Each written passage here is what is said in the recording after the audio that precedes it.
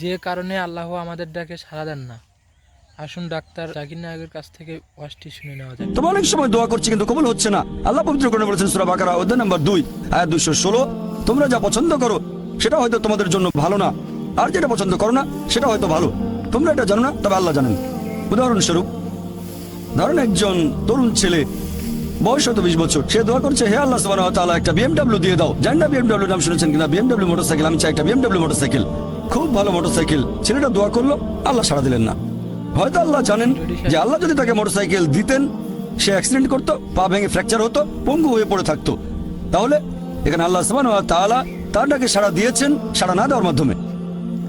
আল্লাহ তার ডাকে সাড়া দিয়েছেন সাড়া না দেওয়ার মাধ্যমে। আল্লাহ তাকে মোটরসাইকেল দেননি কারণ সে ভালো বান্দা, সে খুব ভালো মানুষ, সে যা যাচ্ছে তা ভালো হবে না আমি জানি, কিন্তু সে জানে না, তাই আল্লাহ দিচ্ছেন না। এভাবে আল্লাহ সাড়া দিচ্ছেন সাড়া না দেওয়ার মাধ্যমে।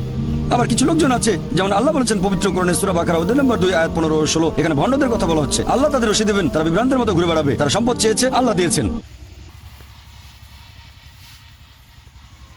এরকম শিক্ষামূলক ভিডিও পেতে আমাদের চ্যানেলটিকে সাবস্ক্রাইব করবেন এবং অরিজিনাল ভিডিও এই ভিডিওর ডিসক্রিপশনে থাকবে, আপনারা সেখান থেকেও দেখে আসতে পারেন।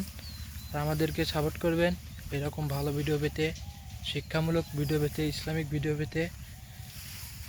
ভালো থাকবেন, সুস্থ থাকবেন, ধন্যবাদ।